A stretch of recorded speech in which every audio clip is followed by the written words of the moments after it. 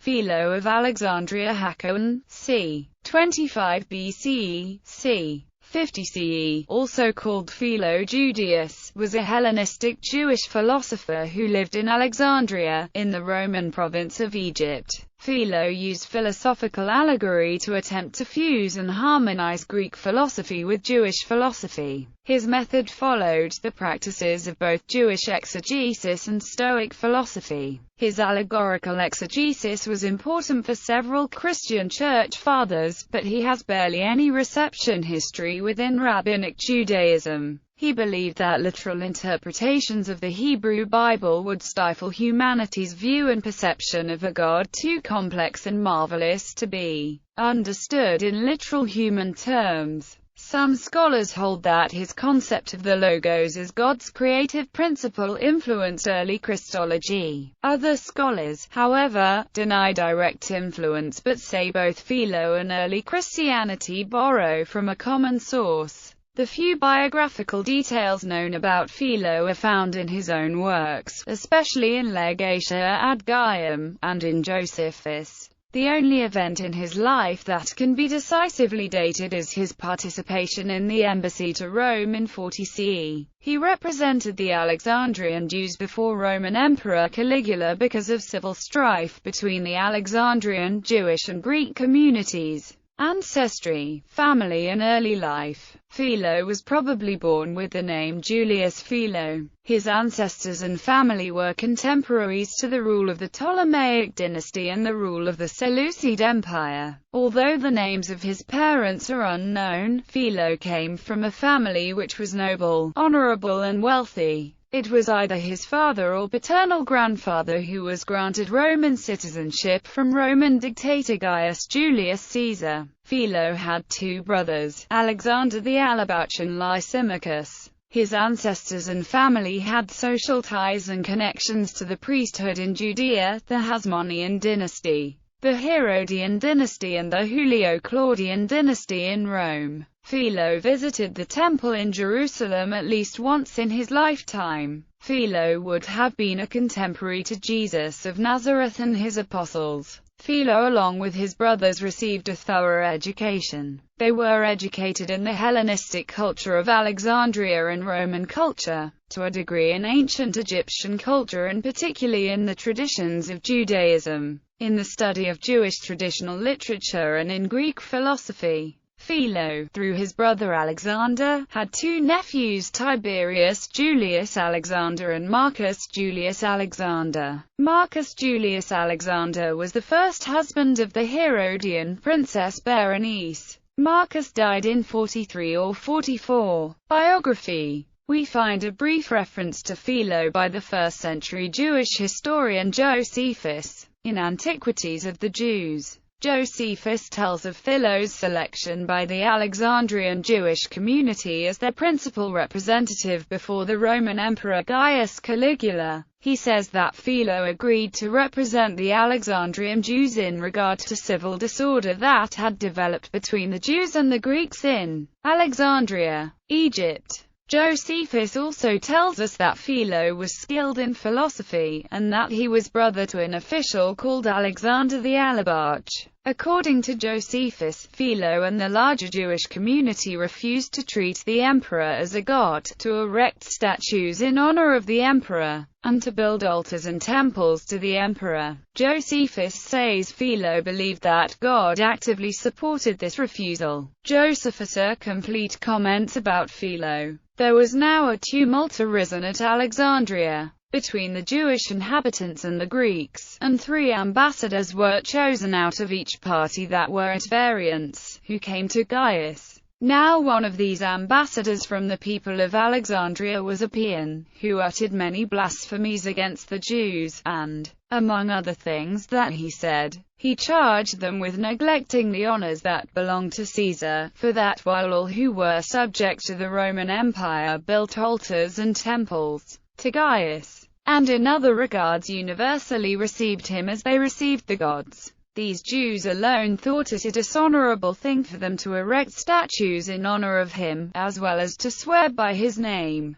Many of these severe things were said by a paean, by which he hoped to provoke Gaius to anger at the Jews, as he was likely to be. But Philo, the principal of the Jewish embassage, a man eminent on all accounts, brother to Alexander the Alabarch, and one not unskillful in philosophy, was ready to betake himself to make his defense against those accusations, but Gaius prohibited him, and bid him begone. He was also in such a rage, that it openly appeared he was about to do them some very great mischief. So Philo, being thus affronted, went out, and said to those Jews who were about him, that they should be of good courage, since Gaius's words indeed showed anger at them, but in reality had already set God against himself. Our remaining information about Philo is based upon his own writings. Philo himself claims in his embassy to Gaius to have been part of an embassy sent by the Alexandrian Jews to the Roman Emperor Caligula. Philo says he was carrying a petition which described the sufferings of the Alexandrian Jews, and which asked the emperor to secure their rights. Philo gives a detailed description of their sufferings, in a way that Josephus overlooks, to assert that the Alexandrian Jews were simply the victims of attacks by Alexandrian Greeks in the civil strife that had left many Jews and Greeks dead. Philo says he was regarded by his people as having unusual prudence, due to his age, education, and knowledge. This indicates that he was already an older man at this time. Philo considers Caligula's plan to erect a statue of himself in the Temple of Jerusalem to be a provocation, saying, "Are you making war upon us? Because you anticipate that we will not endure such indignity, but that we will fight on behalf of our laws, and die in defense of our national customs. For you cannot possibly have been ignorant of what was likely to result from your attempt to introduce these innovations respecting our temple." In his entire presentation, he implicitly supports the Jewish commitment to rebel against the emperor rather than allow such sacrilege to take place. This reveals Philo's identification with the Jewish community. In Flaccus, Philo tells indirectly of his own life in Alexandria by describing how the situation of Jews in Alexandria changed after Gaius Caligula became the emperor of Rome. Speaking of the large Jewish population in Egypt, Philo says that Alexandria had two classes of inhabitants: our own nation and the people of the country, and that the whole of Egypt was inhabited in the same manner, and that Jews who inhabited Alexandria and the rest of the country from the Catabathmos on the side of Libya to the boundaries of Ethiopia were not less than 1 million of men. Regarding the large proportion of Jews in Alexandria, he writes, "There are 5 districts in the city, named after the first 5 letters of the written alphabet. Of these 2 are called the quarters of the Jews, because the chief portion of the Jews lives in them." Other sources tell us that Caligula had been asking to receive the honors due to a god. Philo says Flaccus, the Roman governor over Alexandria, permitted a mob to erect statues of the emperor Caligula in Jewish synagogues of Alexandria, an unprecedented provocation.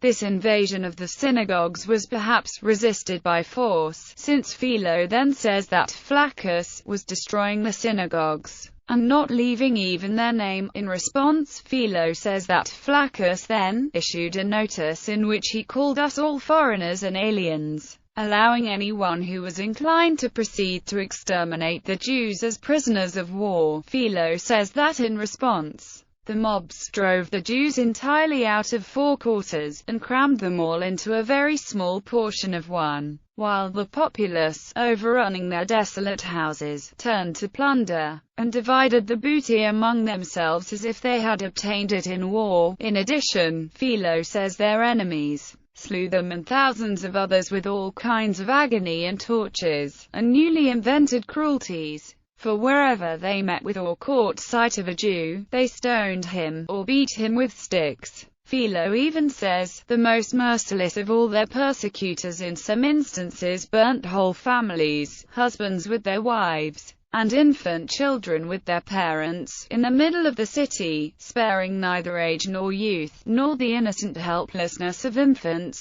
Some men he says, were dragged to death, while those who did these things mimicked the sufferers, like people employed in the representation of theatrical farces. Other Jews were crucified. Flaccus was eventually removed from office and exiled, ultimately suffering the punishment of death. Exegesis. Philo bases his doctrines on the Old Testament, which he considers as the source and standard not only of religious truth but in general of all truth. Its pronouncements are for him divine pronouncements. They are the words of the epsilon rho sigma lambda omicron gamma omicron sigma theta epsilon omicron sigma lambda omicron gamma omicron sigma rho theta sigma lambda omicron gamma omicron sigma. Holy word, godly word, righteous word, uttered sometimes directly and sometimes through the mouth of a prophet, especially through Moses,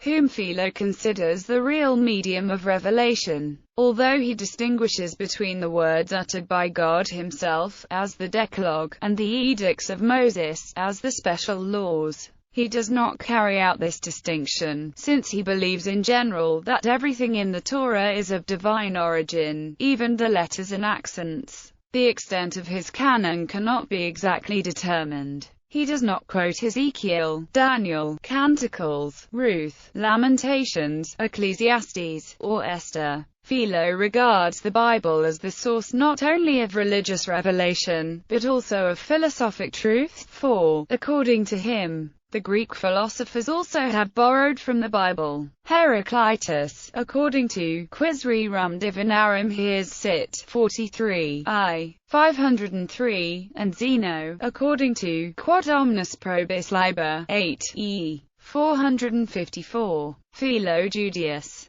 His methods of exegesis. Jewish Encyclopedia. 1901–1906. A study concluded in 2015 by Gott and Licht suggests that Philo's method of exegesis may have been based on Pythagorean and Platonic models of allegorical and enigmatical writing. Philo associated enigmatical modes of expression with the Essenis. 2 generations later, the Greek historian Plutarch associated enigmas with Pythagorean doctrines. Church Father Irenaeus argued against a heretical method that used Homer to interpret Scripture. The 1906 Jewish Encyclopedia lists 21 rules for exegesis that were teased from Philo's extant works. Using the information gleaned from these sources, Gott and Licht formulated an experiment in 2002 to test Philo's method on Hebrew and Christian scripture, and on stories about Romans believed to be gods and goddesses.